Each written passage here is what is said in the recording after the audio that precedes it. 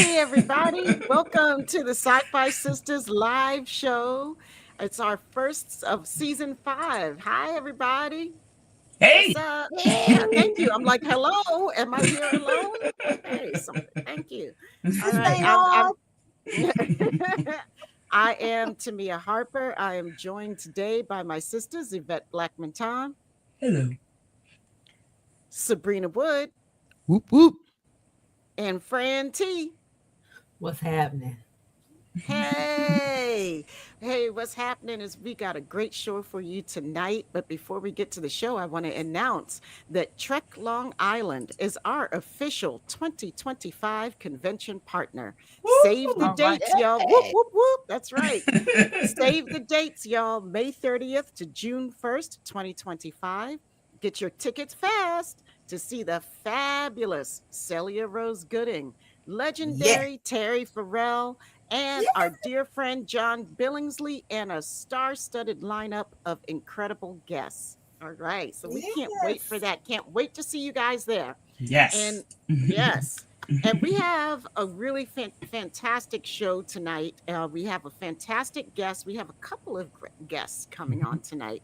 So the first person, what you don't have what? I don't know where he went. Where'd he go? Uh-oh. Our nephew? Yes, I don't know what happened. He came back. He was the only one. He was here. Oh, here he goes. There he is. There he is. Okay, There he is. all right. Oh, So Nephew, I swear. I was backstage. I was like, oh no, I'm in the dark. it's everybody. I'd like to say welcome to Matt Jennings, the creator of 1701, A Blurred Story, our talented nephew, who's also can be seen on For All Mankind. Whoop whoop! Welcome, baby. Hey, aunties. Hey. Hey, That smile. I know it gets me every time. All the So time. we have an announcement that we'd like to share with you all, and we just want to let you know that our nephew, Matthew Jennings, with his cute little self, is joining the SyFy Sistas Inc. family officially. Yay! I'm happy to be a part of it. You're always a part of it. Now it's official. So we just had to make it official because y'all seen his face all over the time, all over with us, Oh, yeah. and we're like, you know what? We see you so much, you might as well just be part of us. So Yeah, we got some great announcements coming up with Matthew, but that's going to be later on, so stay tuned for that. many fun things. So Matthew, you have been on the ground. One of the things that we wanted to make this announcement, but we also wanted to do stop. We're not on no Lauryn Hill time. Come on, we better than that. Wow. No, we still would have been waiting. That's Oh, harsh. that's good. Gone 6 weeks, I've and been this is to a what we Lauryn come Hill back concert. to. Not Lauren Hill. Oh my some gosh. burn salve. I need some salve because I just got burned like Right, that was a burn right Oh there. my God. I'm gonna play Gotta Miseducation pull of it. Lauryn Hill in my car as soon as I'm done. I'm popping in Miseducation. Yeah. Oh Is my there, is there another one? Oh, oh my God. Is there another one? That's There's hilarious. another one. Oh, we've missed you guys too. Thanks, Dave. Okay, that was a good one though. Yeah. Hi, Cassandra. So, yeah. Hey, beautiful people. Hi, Bruce McMillan. It's so good to see everybody out here. Like, Yeah. I mean, this is dope. We've missed you guys. It's been a while, But and there's Jamal just lost the whole person. see, this is what I miss. This is what I need in my life. Okay, so yeah, there's a lot that's happened during our little hiatus. A lot, and we're not going to go through everything because we all just lived through it and it's still fresh. But That's the truth. That You is know, the truth. I think we need each other today more than ever. Literally on this day.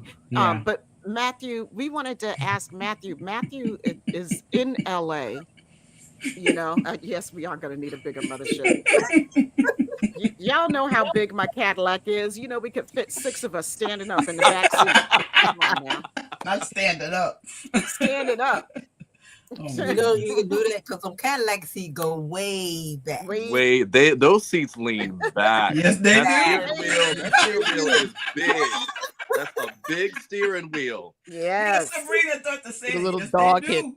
Little dog head in the back. The dog head bottle.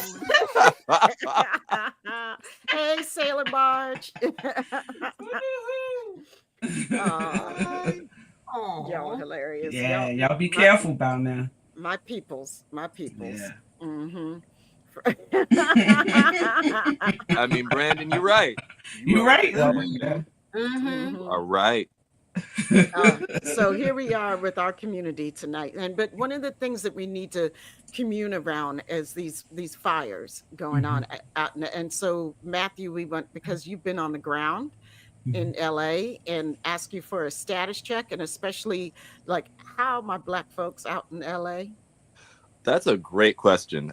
So for me personally, I'm in Anaheim, so I was about like 30, Okay. 40 miles from the closest fire for me, which would have been the fire in Hollywood Hills.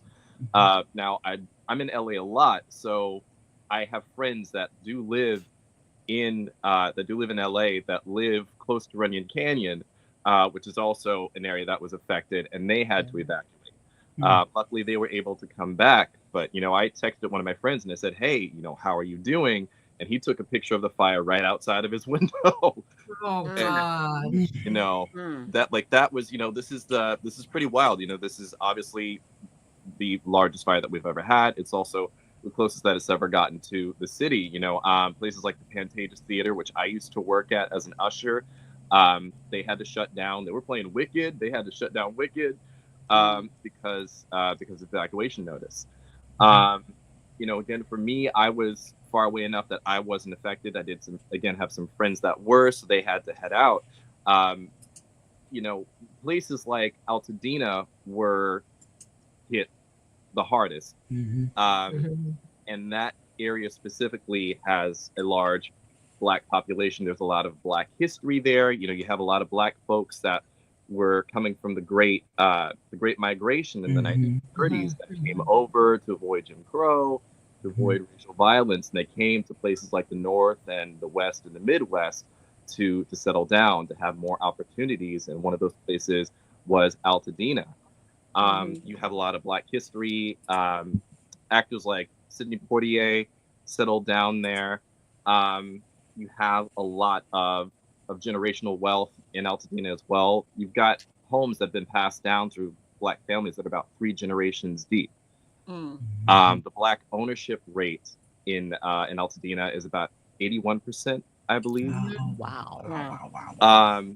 So in terms of Black history, Black community, preserving Black community, because Black wealth for people of color is so important, especially now. It always is important. And so when you have a disaster like this, it's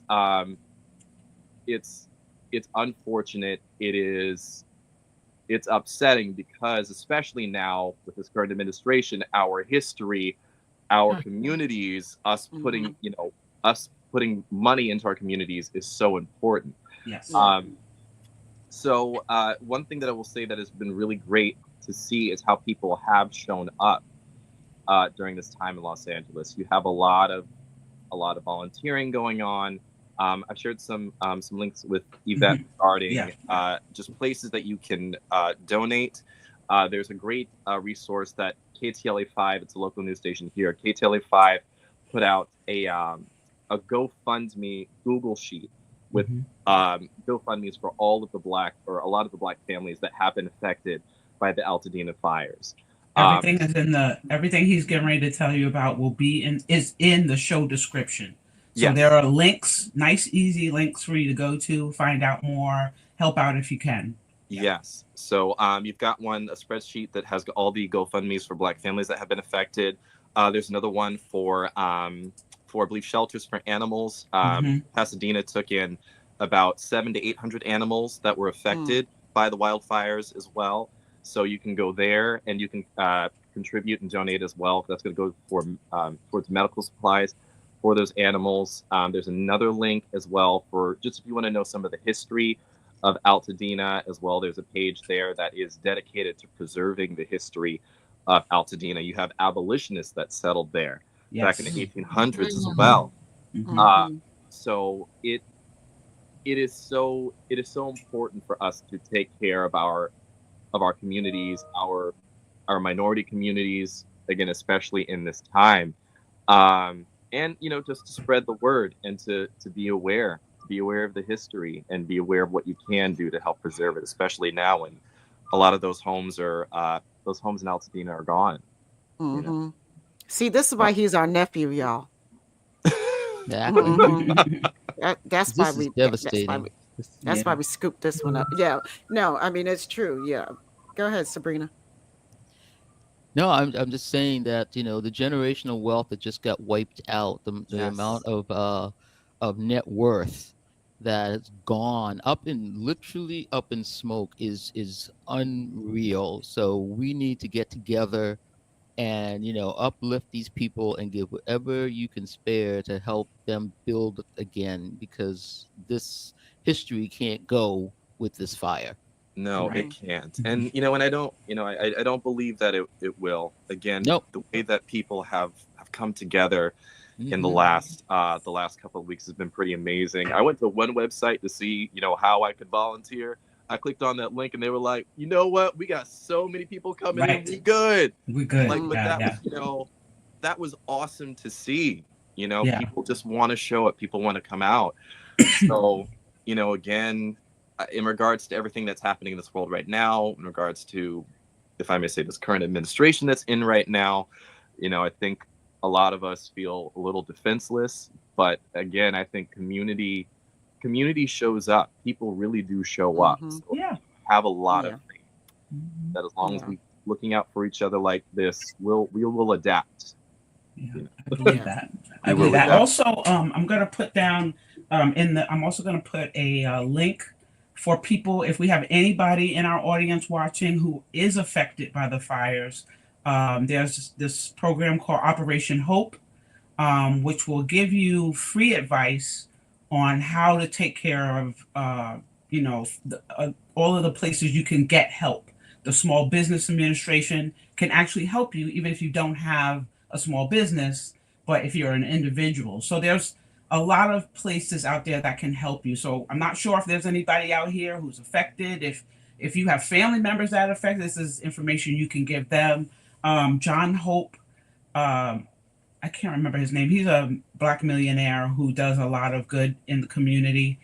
His program is called Operation Hope. I'll put the link in the description, and it should be able to help. He had a lot of good stuff. I actually went through it to make sure that everything was clickable and that you could find out. There's a lot of free stuff there, and they'll come out and kind of help you out, because I understand there's a lot of swindlers out there. Trying to, especially older people, making them sell now so you don't, because they feel like they're not fully insured, because I guess the insurance companies haven't been funding people like they used to. There was Joy Reid did put out a link talking about how like State Farm and other insurance companies, like they just canceled like 70% of their homeowner insurance policies out there right before the fires, because knowing that it was already like a high danger season, and they canceled like 70% of those homeowner policies, the insurance policies. So this is what you're talking about, like disenfranchisement. When people don't understand what that word is, this is it.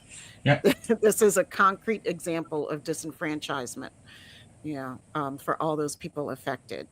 Definitely. All right. Well, okay. So thanks, Matt, for that. It's good. It's like, I know I appreciate you bringing your perspective and being on the ground, and also all of these resources to put out for everybody. So everybody, I'm encouraging you all, please, please, please go to those links and donate if you have not already. There are, concrete ways that you can really help people, recover who really, really need it. Because I hear a lot of people online, there are people like, oh, those rich people in California, like they'll be fine. They don't need our help. It's all BS. The majority of people who live out there are working stiffs just like us. It's just like when Right. people talk about Washington, D.C., and I live here in D.C., and they're like, oh, D.C. And I'm like, you realize that the majority of people here are just working people supporting Yeah.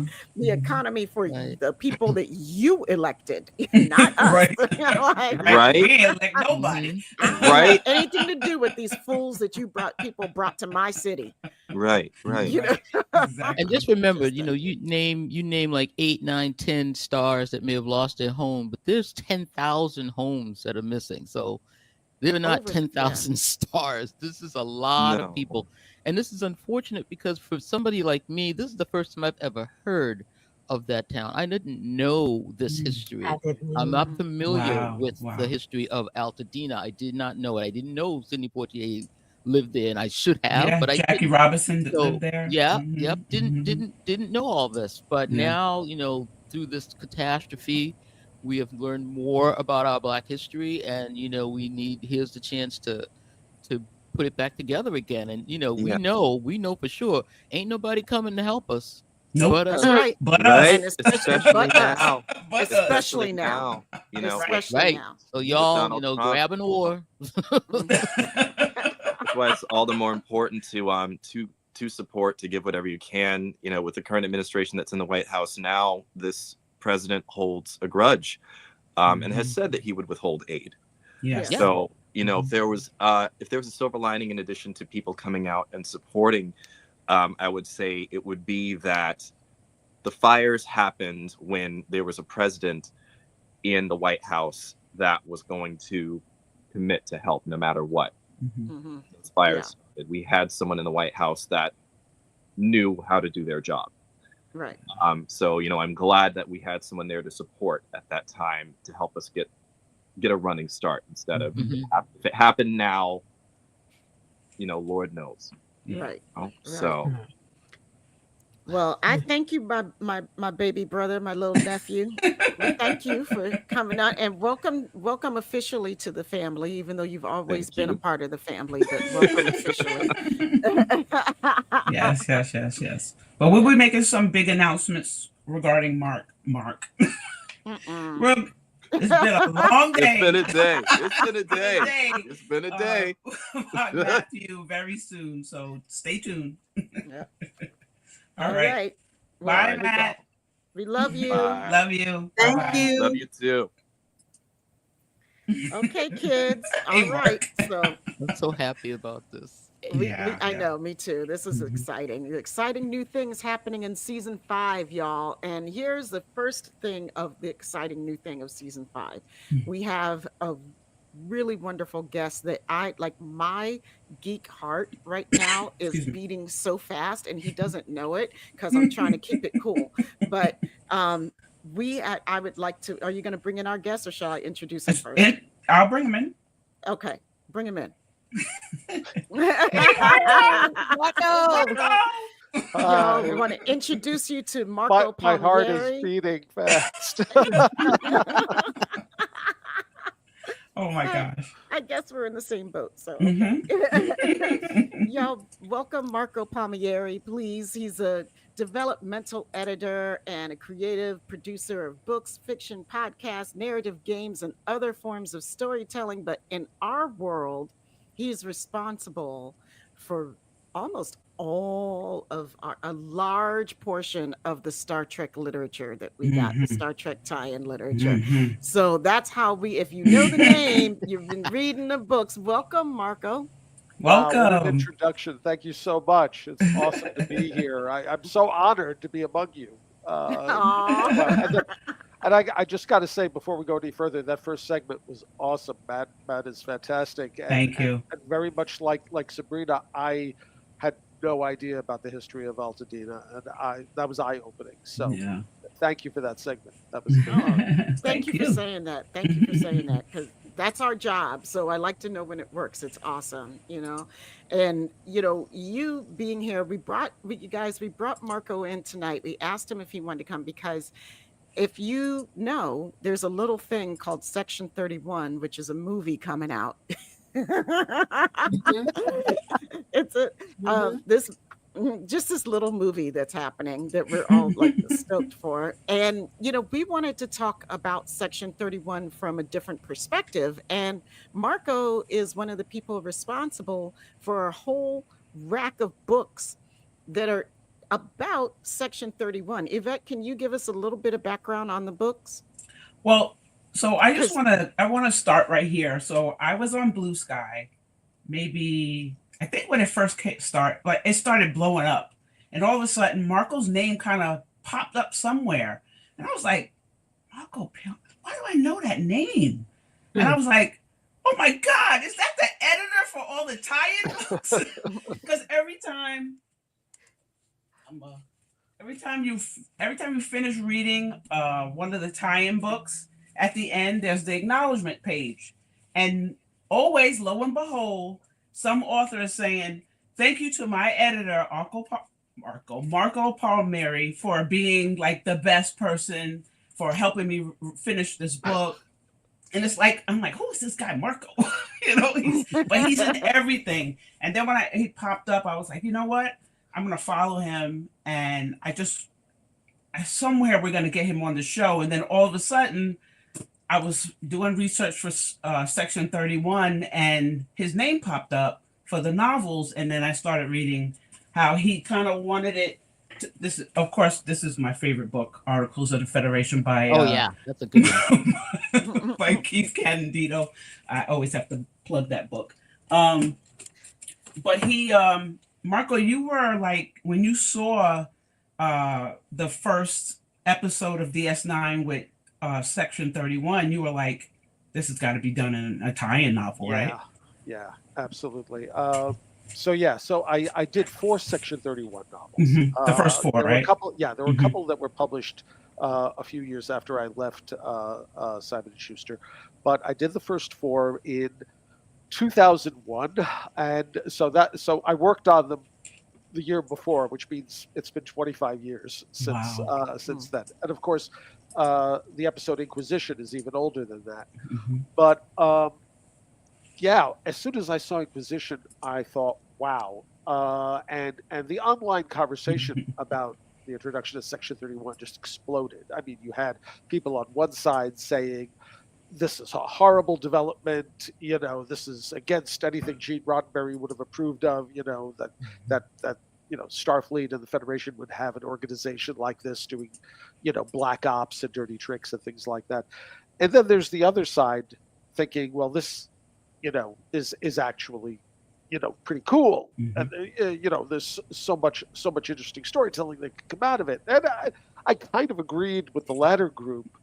But just the argument itself, I thought it was something that could play out in the stories that we could tell. Mm-hmm. So, I started to think about how best to go about,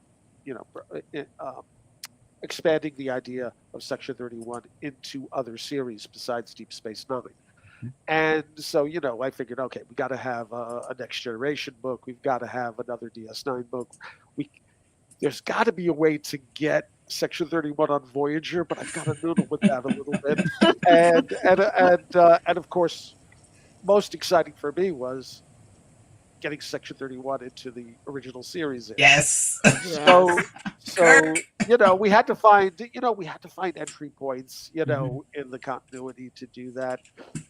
I think we're now again, it's been 25 years, so if I get the details wrong, that's the reason. I'm getting old, ladies. Yvette definitely has your back on this. I got your back.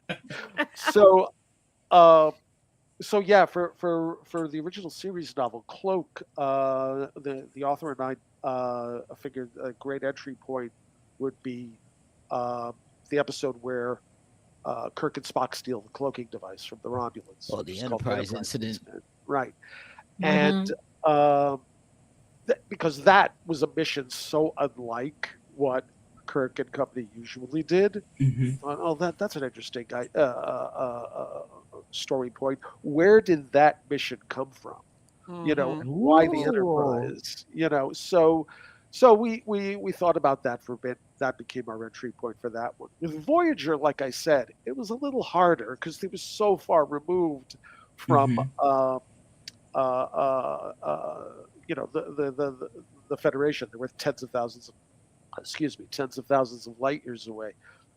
So we thought, well, the thing that made the most sense if Voyager is going to be part of the series is let's put an agent on the ship when they get From the beginning. set to the Delta Quadrant. Who wasn't an agent? The twist was that agent was dead by the first episode. Oh. Dead when we met him. But what they had set in motion would ripple into the time when our story took place. Okay. So yeah. Good stuff. And the TNG one had a cool entry point with Picard's old Academy classmates, Mhm. and the DS9 one was, all the DS9 books around that time, if they were part of a larger series, they had to do double duty because I was in the middle of like trying to continue the DS9 story beyond Oh, the finale, course. and so by making the part of the Section 31 series, we had to fold whatever that story was going to be into the post finale storyline. Yeah. I love the Kirk one was my favorite. Oh, good. Because I didn't expect it. I was like, Kirk, how's that work? And then it actually I always talk about the books. I'm sorry. And I think these books people should read, preferably before the DS9 movie, maybe. I mean, the Section 31 movie, so you can really get a good taste of what Section 31 is all about in its truest form. Yeah. That's high praise. Thank you. And that means a lot coming from Yvette because she's picky. Very. I just downloaded that one, the TOS one, Cloak.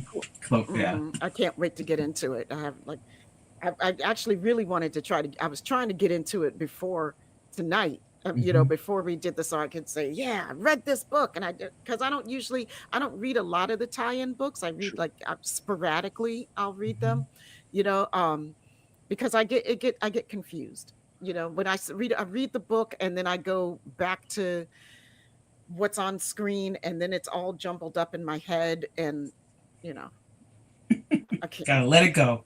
I gotta let it go. I hear you. No, Okay, there's literally thousands of novels now. Yeah. Oh yeah. I mean, it's just it's a lot. It's too much for any one person to keep up with. Although I do know one or two hardcore fans who do manage it. Yes. I don't know how they do it, but they do it.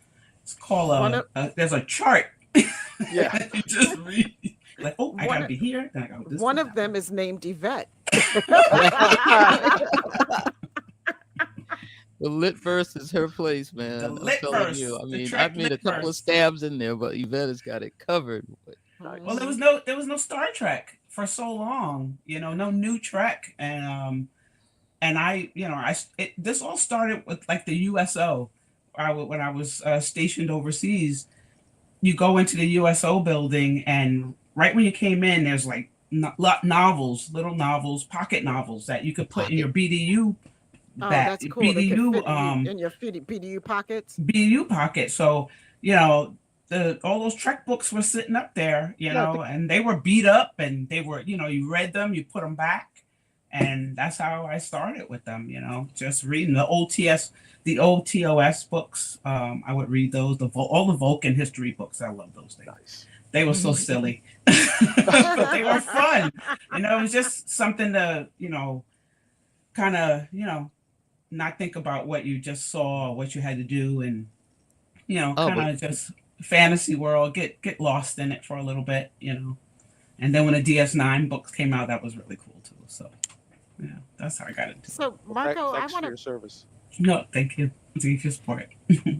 I want to back up a little bit because we just sort of we started in the middle of the story. So okay, first of all, like for those of us who don't know, can you tell us what a developmental editor does? Oh, sure.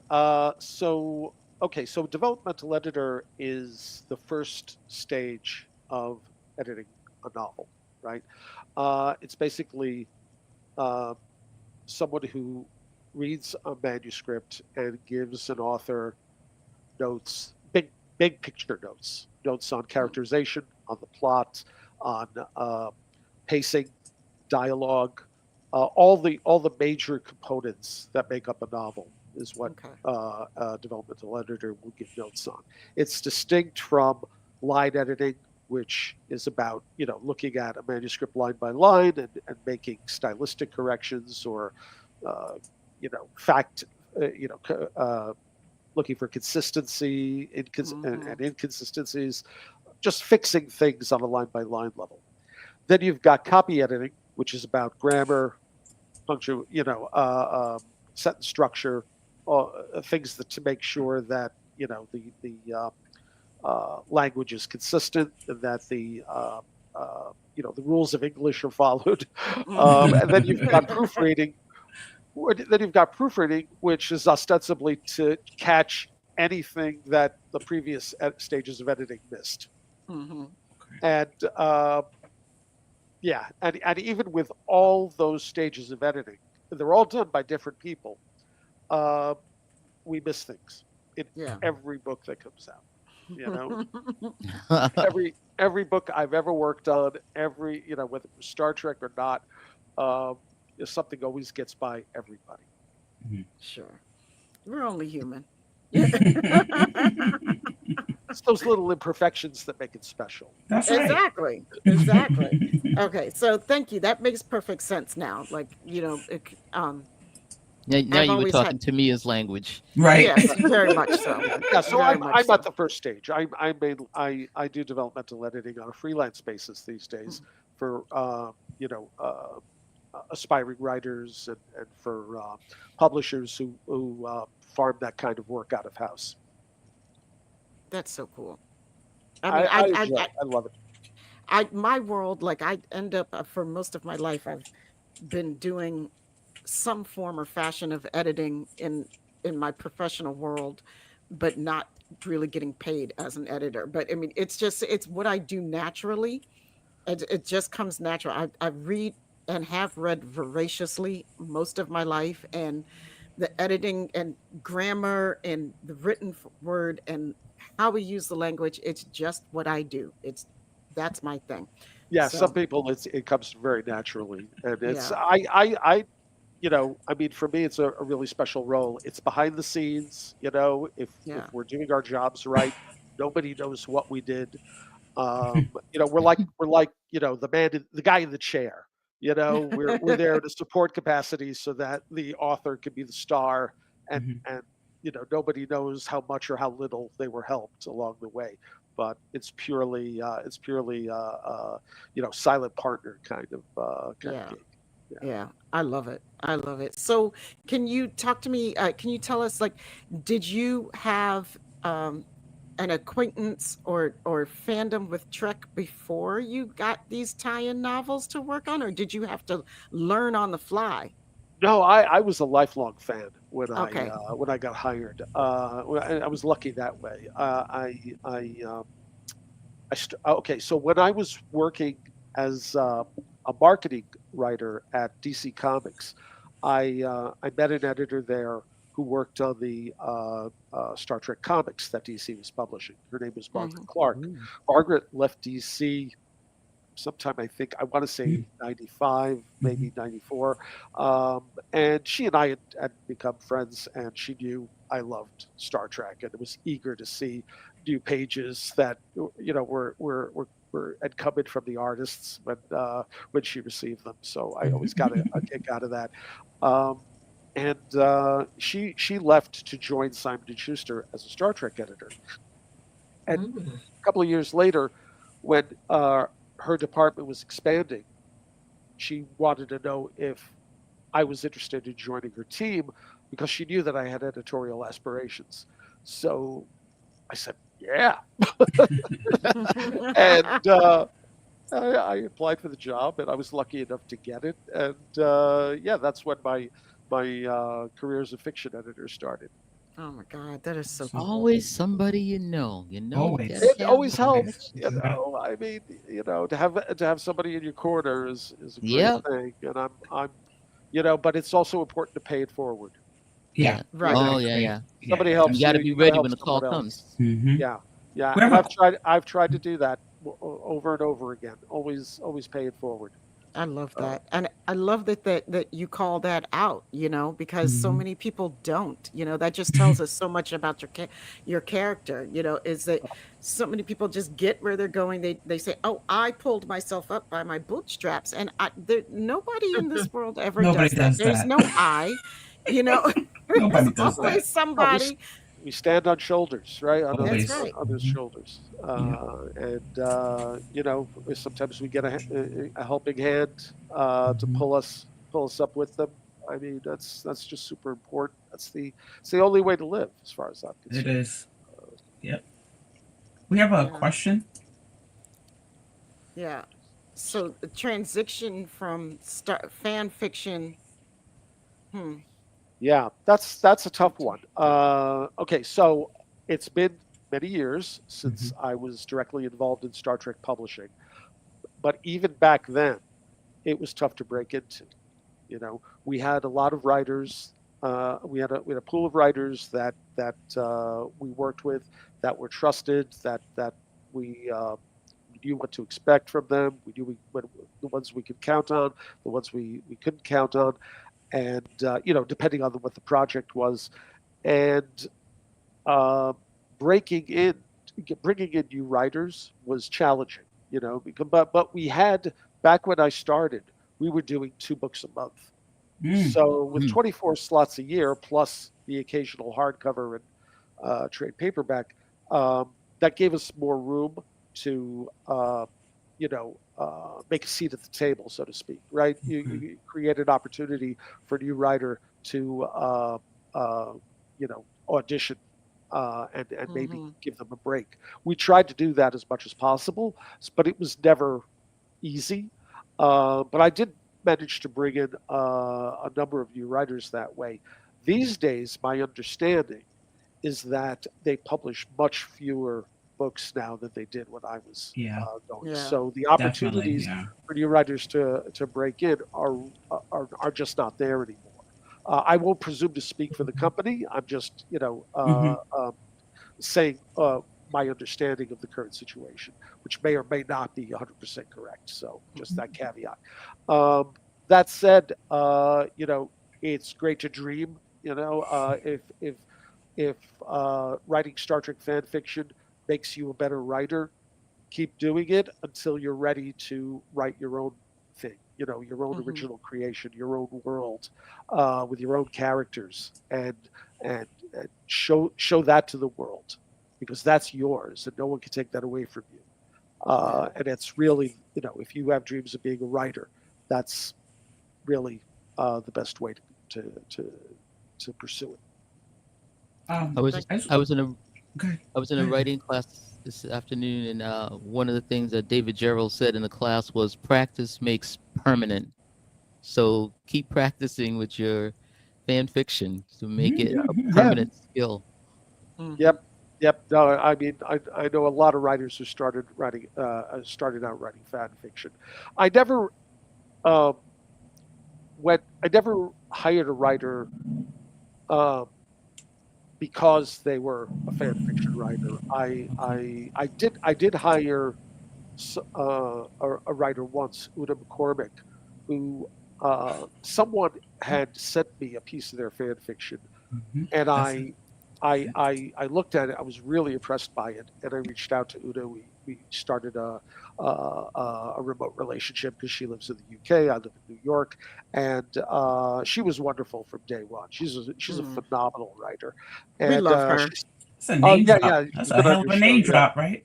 yeah. No, Una's But now I know that name. yeah, she's one of the great ones. She's an Yes. amazing writer, a Yeah. lovely person, and yeah. But I in my capacity as a Star Trek editor, I actually wasn't allowed to read fan fiction officially because we could. You can't create the impression that you're looking at fan fiction for ideas or to steal Right. someone else's work.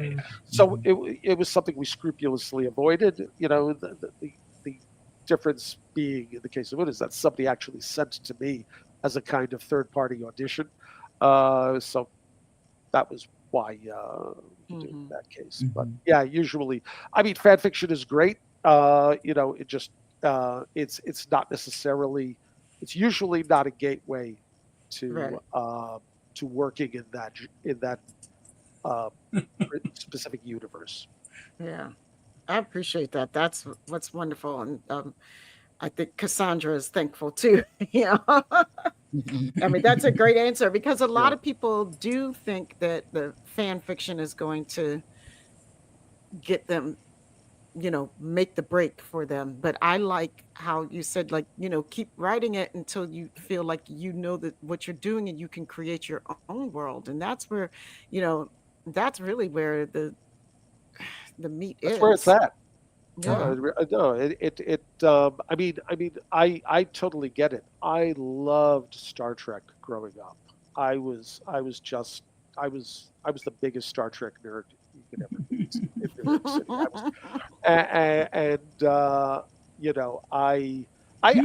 City. Okay, true confession time. When I was like 8 or 9 years old, I made my dad cut my hair to look like Spock's. All right. I love it. All right.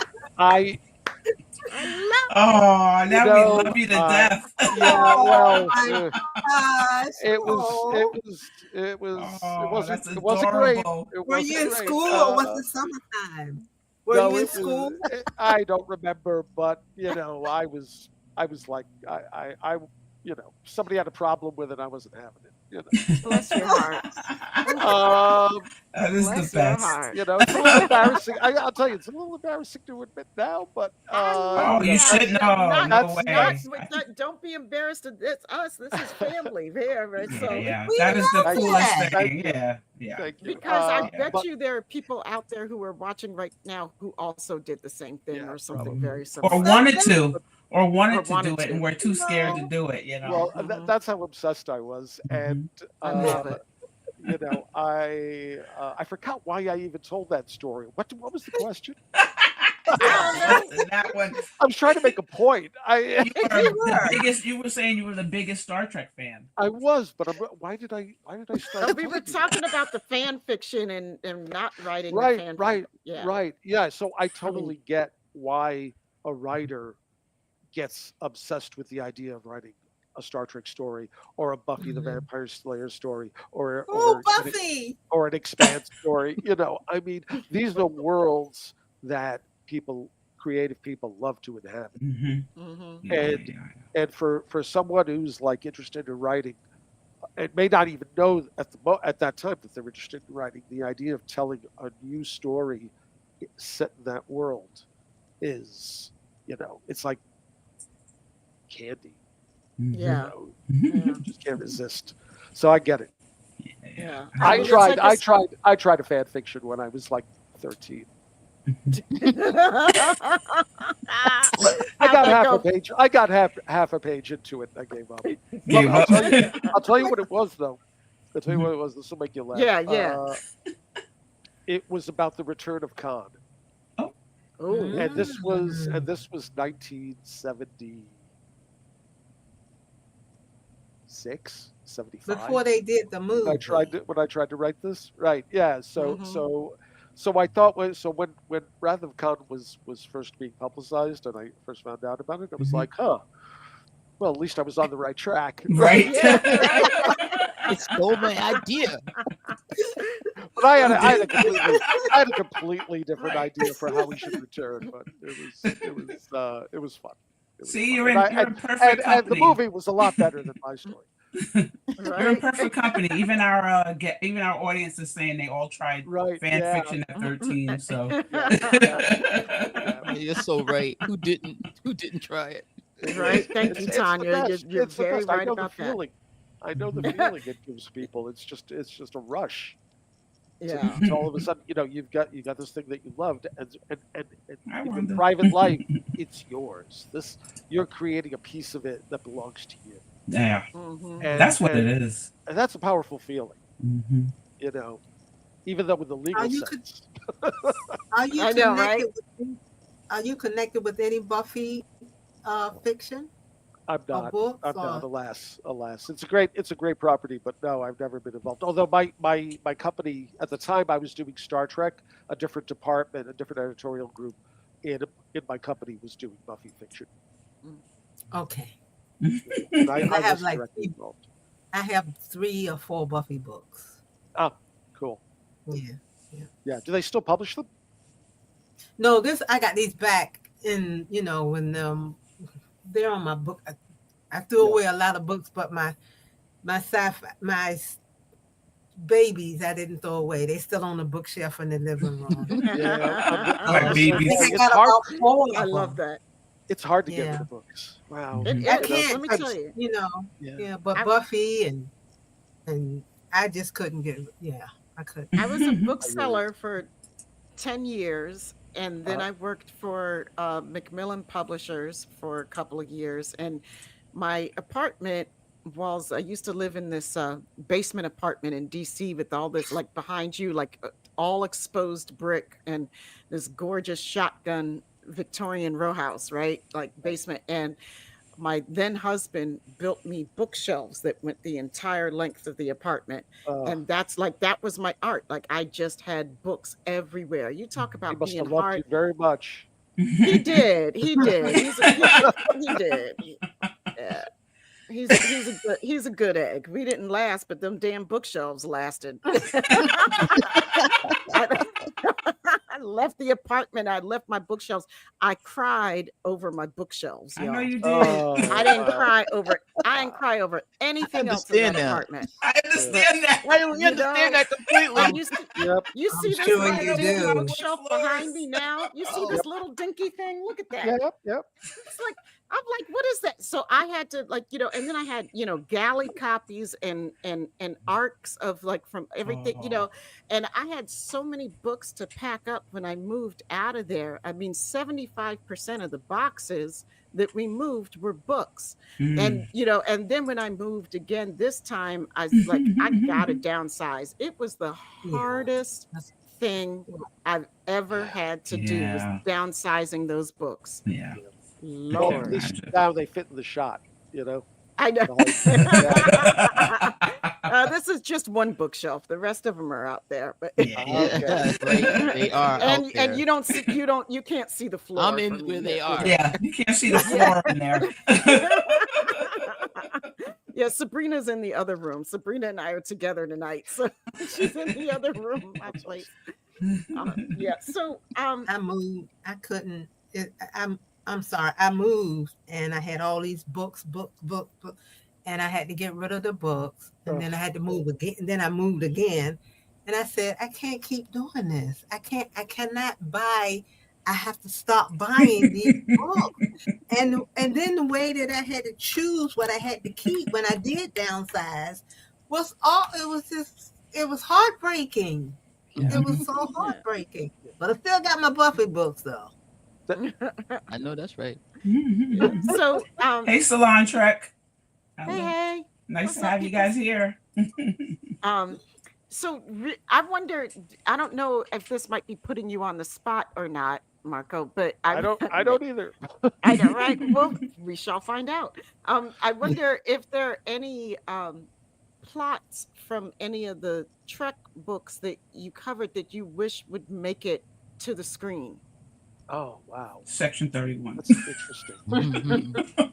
Well, That would be good. what I loved about working on the novels is that was the only place you could find those stories. Now, I will tell you that. Let me think. I'm not sure I got the story correct, but there's one of the Section 31 novels that was done after I left Simon & Schuster. I think it was called Control by David Mack. Yeah, David Mack's Control. That Yeah. that first introduced the idea that Section 31 was run by a computer called Control. And which is something that they established, I think, in Discovery. Yes. If I'm not mistaken, they established that on screen in Discovery, and that showed up in the novel first. So every once in a while, you'll see something like that. Another example of that is Star Trek Titan, which was a book series that we did about Riker's first command. Yes. And we hold on. We ran a contest Where is it? for a fan artist to design the ship, and the one that got that got picked eventually made it on screen. Not only, that's it. That's it. Wow. You have no idea when I saw that ship come, because I remember that contest. Right. On who was going to design the ship to be on the cover.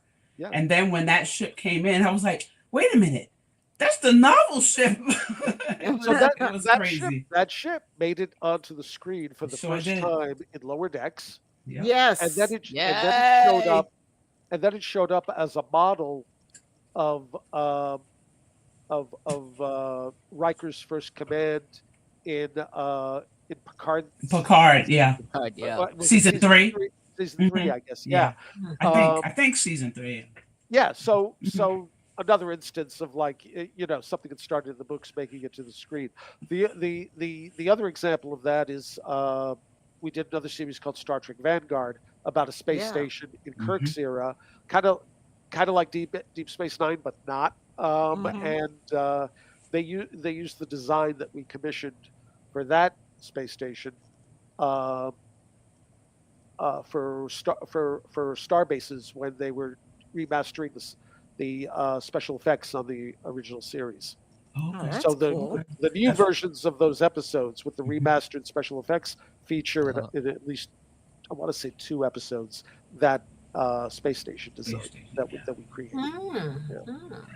So so that's not exactly an answer to your question to me. I apologize. But I'll take it though. Yeah, it is. That's good to know.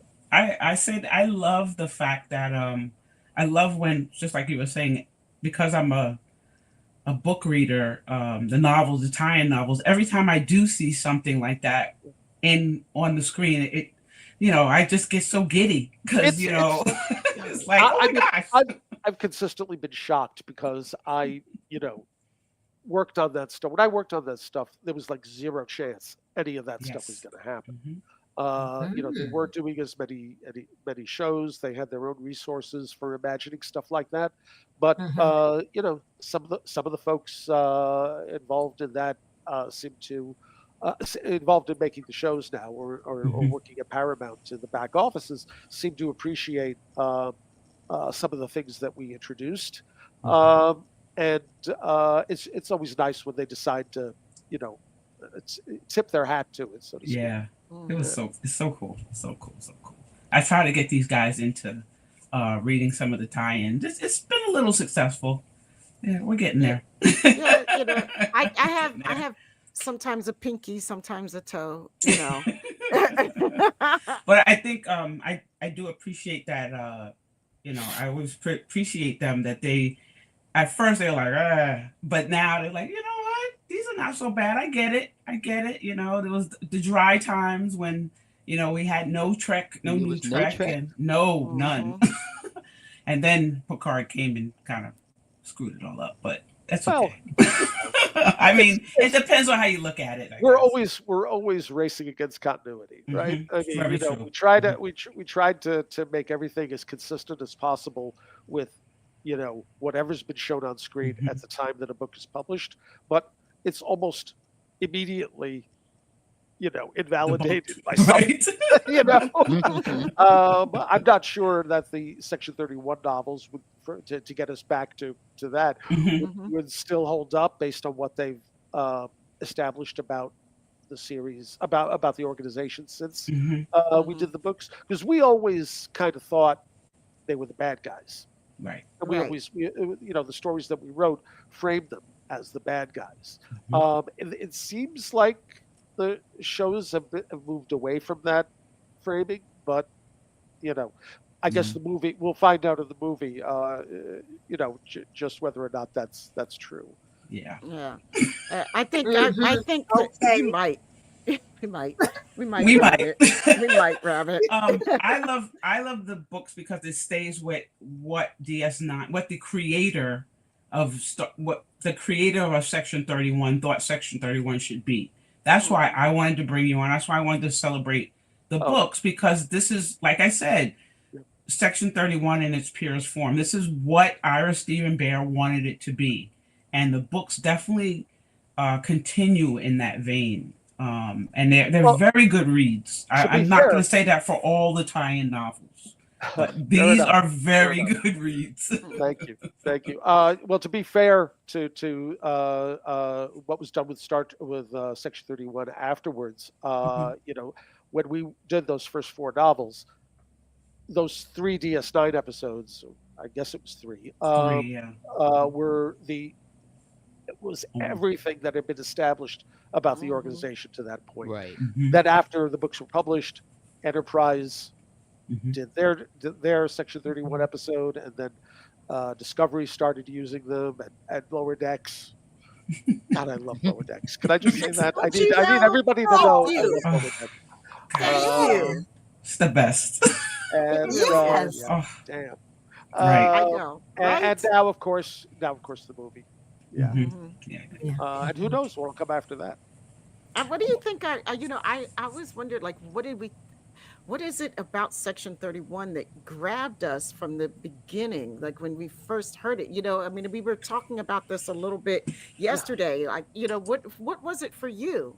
It was the fact that we were finally being shown. Well, actually, it was the second time. The first time was the Borg, Mhm. right? The second, hmm but it was the second time we were shown an enemy of our main characters that their training did not prepare them for.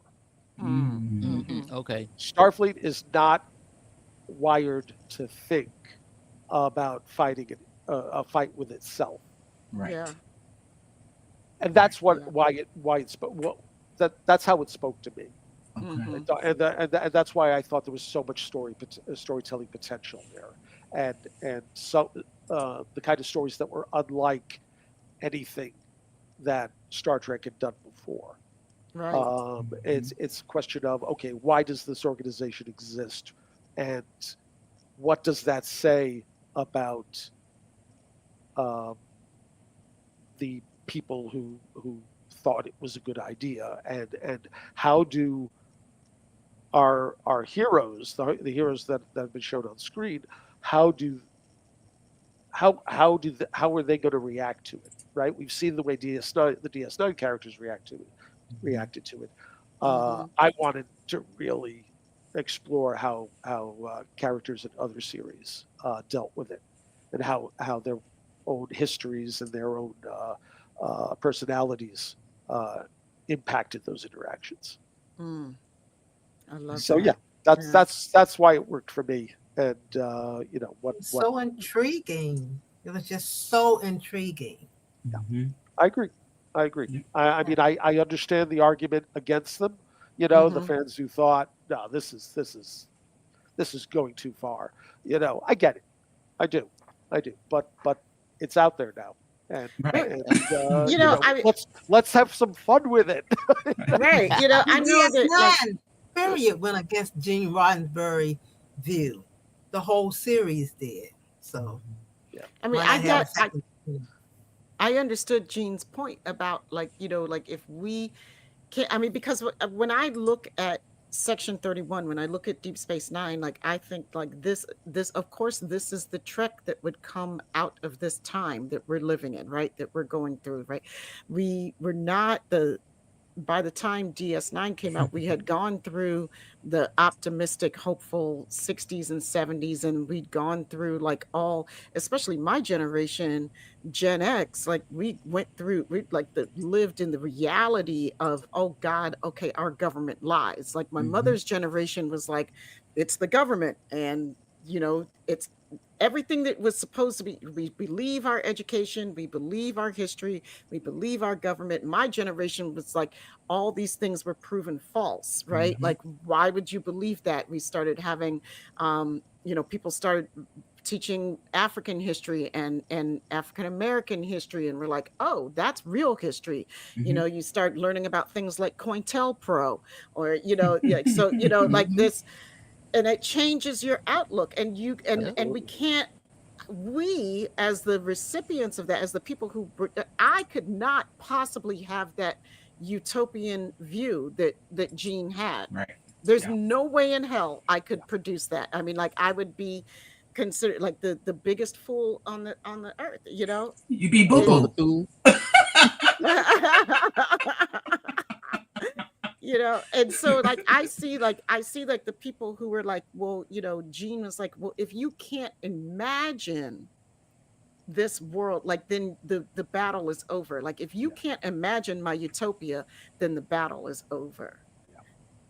Because your brain is already too fettered, too closed in, and I get that on the one hand, and on the other hand, I'm like, baby, there's no such thing as utopia. Come on now.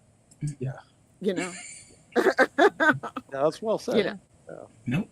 Yeah, very true. I live that life. I know that, you got to have people, like Jamal said, you got to have oversight if you want to live in utopia. Somebody's out there's got to be saving your ass from all the other people, because everybody doesn't live that way. So, like you said, that's where you got it from. That's where was it Ira got it from? Earth is paradise. The Federation is paradise. Well, how do you keep it paradise? Right. Because your ally, your closest ally, are the Klingons. So I mean.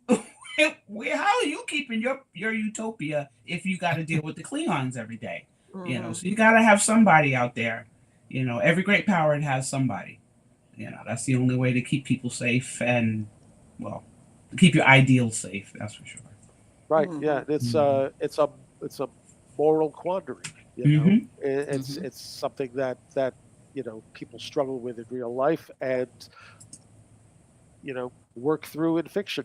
Whether it's TV or comics or novels, art is there to struggle with issues like that. Yeah. I love that. Yeah, that's perfectly well said. Yep. Oh my God. So I mean, because I think that's it. I wrote down a note that was like, what is it that we love about a Cloak and Dagger story so much? And I mean, for me, it's the juxtaposition between the two versions of reality, or multiple versions of reality, that people are spinning. Like, that's fun for my brain to play in, but also it's also the questions that are raised. Yeah. And how do you justify the choices and decisions that have to be made? Yeah, and by consuming media like that, stories like that, it how you react to it, what it makes you think, leads you to discover things about yourself, right? Yeah. I mean, if you can see things from the bad guy's point of view, or Right. maybe they're not the bad guy, maybe you're not. I mean, it doesn't necessarily make you a bad person, obviously, but maybe it's worth examining how we view,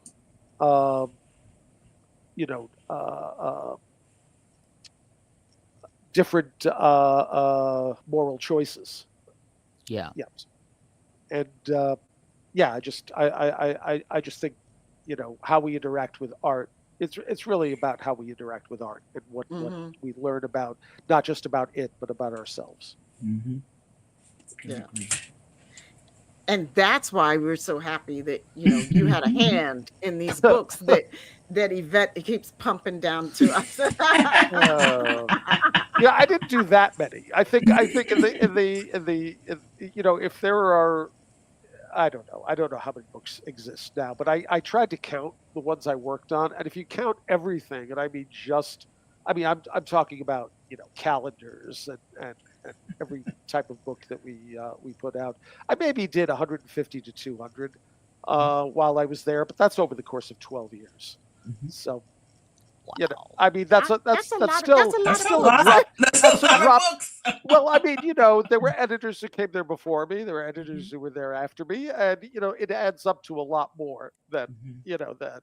So I love the stuff that I worked on, but it's a fragment of a much larger universe.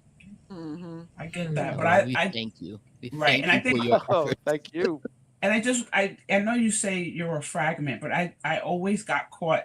It always impressed on me how the authors, what they wrote about you at the end of the book. Mm-hmm. How you just supported them. I don't know why. I always who is this Marco guy? That was definitely kind of them to do that, and all I can say is that was the best part of the job. Was working with writers who were just as excited to be working in Star Trek as I was. Yeah. I mean, they still love you because when we posted about this show, all the writers reposted this like all over social media. They kept reposting it, and I was like, this guy. That amazes me because it's been 16 years since I worked on a Star Trek novel, and there's still people who the power of the printed word who want to hear me yammer on about it. Yes, we do. You have a memory alpha page, man. What's that? You have a memory alpha page. Yeah. Did you see that picture? Wow. I did see that picture. That is the single worst picture of me on the internet. I gotta say, I'm kind of proud of it.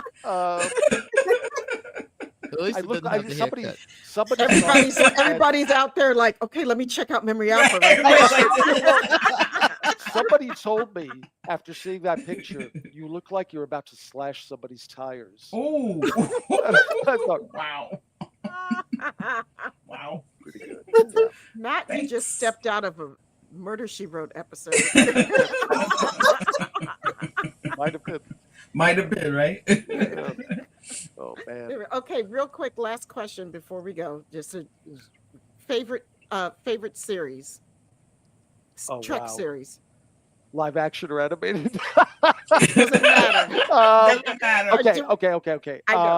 Deep Space Nine has to be Deep Space Nine. Okay, as well it should be. Yeah. Okay. It was the most experimental. It pushed the envelope on the whole universe more than any other series. I mean, even against what's being done now, I think it did the most expanding, and it did it in it told stories in ways that Star Trek had never done before. Close runner-up is Lower Decks, definitely. That's right. We agree. Yeah. Yep. All right. Yep. We're 2 for 2, Where's baby. Simpatico? That's right. You know it. That's it. Yeah. Well, what Marco just said. Lower Decks. He just said it. Yep. Lower Yep. Decks. Lower Decks. That's it. Yes. That's it. Prodigy is a close second, but Lower Decks is the favorite animated for us.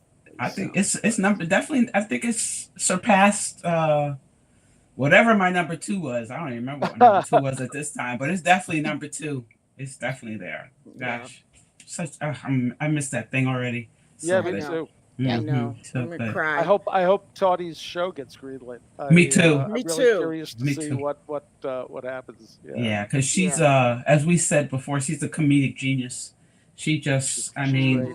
her wit is on point every time. So Yeah. Yeah. It's not that we don't love TAS War Dog. No, we do. We do. We like TAS. We just don't. TAS got me through the 70s. I mean, right. Are you showing his memory alpha picture, Fran? Oh my God. Oh dear. Is that you? Oh, Is that you? that is me. Teenage troublemaker. That's what Warhol I said, mean, yeah. she had Where's to your put it card? all up on the camera and everything. That's some shiggity right there. Fran, you could argue I asked for it, you know. After he said what he said, I had to. You could definitely argue I asked for it. So You did. Well, you guys, I want to say thank you to everybody. Marco, thank you so much for joining us. I mean, let me what a say pleasure. thank you, because it's been a delight. You four are wonderful. It was great hearing what Matt had to say, and I've known about you guys forever, and I never imagined I'd be invited to be here, and I'm so honored. Thank you so much for having me. I had a great time. Oh, Yes. thank you. See, I'm blushing. Marco, what's coming up next for you? Oh, well, these days I edit independently, so I've got clients who are going to keep me busy through the end of this year. I'm already starting to, book, writers who are interested in my services into 2026. So I keep busy. I also, like I said, do some work for some publishers who farm their work out to editors like myself. I'm